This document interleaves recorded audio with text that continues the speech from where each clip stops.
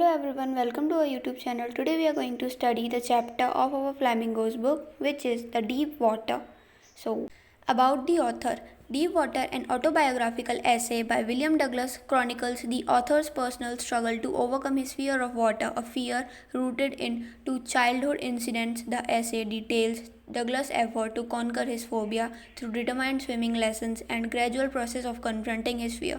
तो जो deep water के ऑथर है उनका नाम था विलियम डगलस. उन्होंने अपनी ही पर्सनल लाइफ के एक्सपीरियंस शेयर किए हैं अपने इस स्टोरी में.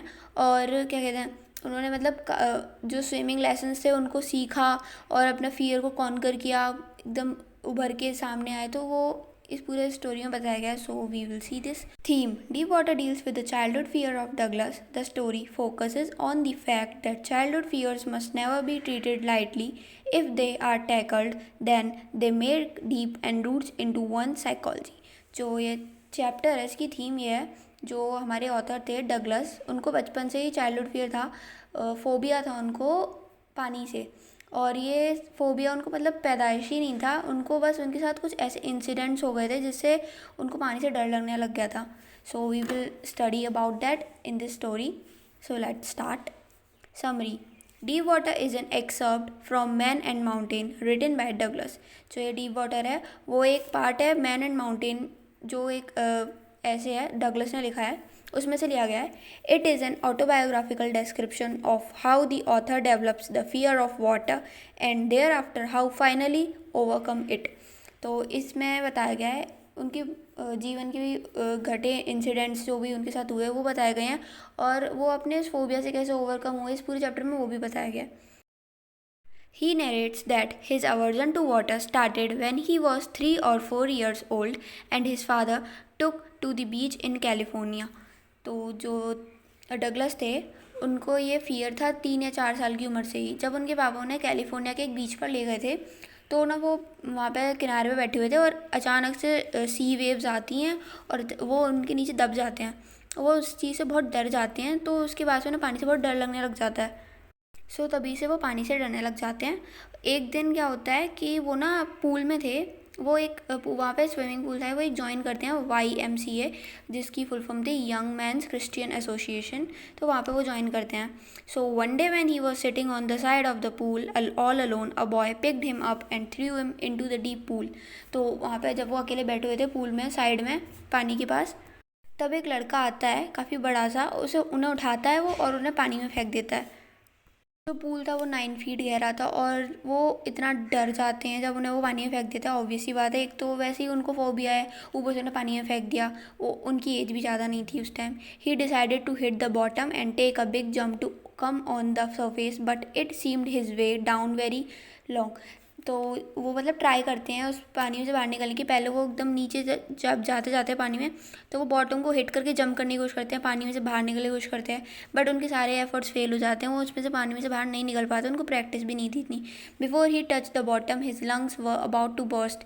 ही came up very slowly. When he went down a third time he sucked a lot of water while trying to breathe air.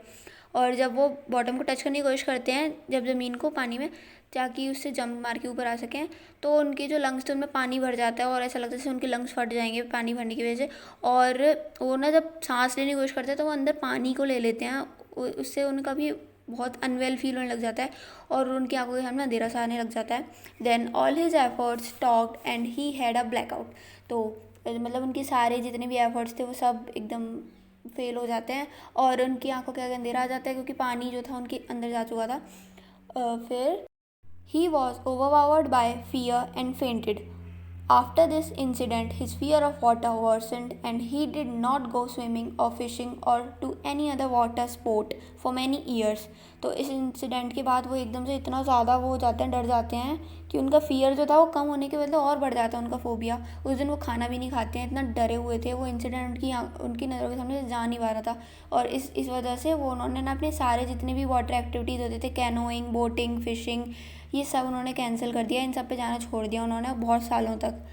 Finally, 1 October, he decided to overcome his fear of water. He hired an instructor to learn to swim. तो उन्होंने ना finally इस चीज़ को उन्होंने बोला अब ऐसे डर डर के तो नहीं जिया जा सकता. तो उन्होंने एक इंस्ट्रक्टर हायर किया अपना फियर ओवरकम करने के लिए, स्विमिंग सीखने के लिए. The author practiced day after day till he began to get back his confidence. So he continued to swim in different water bodies till he was confident. Then he had overcome his fear. तो जो author हैं वो दिन ब दिन रोज़ practice करते थे. हफ्ते में जैसे 7 दिन है तो वो 5 दिन 6 दिन कर रहे हैं प्रैक्टिस, डेली करते थे. और जो उनका इंस्ट्रक्टर था वो उन्हें एक मतलब रस्सी से बांध देता था, जिससे वो जब स्विम करें तो ना डूबे ना, जब तक वो सीख ना जाए, ऐसा कुछ था. तो वो ऐसे करके सीख जाते हैं और वो अपना ना कॉन्फिडेंस उनमें एकदम से डेवलप हो जाता है वो. बट फिर भी वो खुद श्योर करने के लिए कि मैं मतलब अपने फियर से ओवरकम कर चुका हूँ या नहीं, तो वो ना लेक वेंटवर्थ जो थी वहाँ पर वो जाते हैं न्यू हैम्पशायर में. वहाँ पे वो स्विमिंग करते हैं. वहाँ पे एक किनारे से दूसरे किनारे तक जाते हैं, फिर वहाँ से वापस आते हैं. ये मतलब ये करने के बाद उनको खुद पे विश्वास आता है कि मैं अपने फियर से ओवरकम कर चुका हूँ. एंड फाइनली उनको खुद एकदम सेटिस्फेक्शन मिलता है. एंड ये काफ़ी ज़्यादा हमें मोटिवेट भी करता है कि हमें कंसिस्टेंसी और इवन कॉन्फिडेंस, ये सब हमें बहुत ज़रूरी है ज़िंदगी में आगे बढ़ने के लिए. और हमें कभी अपनी हिम्मत नहीं हारनी चाहिए, जैसे कि विलियम डगलस ने नहीं हारी और उन्होंने अपना फियर कॉन्कर किया. जैसे हम लोगों को भी लाइफ में काफ़ी फियर्स होते हैं, हाइट का, किसी को एग्ज़ाम का, पता नहीं कि मतलब अलग अलग टाइप की फोबिया. तो मतलब उन सबसे हमें ओवरकम करना चाहिए, उनको फेस करना चाहिए, उनसे फाइट करना चाहिए. उनसे डर के भागने से कुछ नहीं होता. लाइक बहुत सारी करियर अपॉर्चुनिटीज़ होती है, इवन बहुत सारी अपॉर्चुनिटीज़ हम मिस कर देते हैं सिर्फ अपने फोबियाज़ एंड फियर्स की वजह से. So thank you for watching the video. If you like the explanation then you can like, subscribe और शेयर.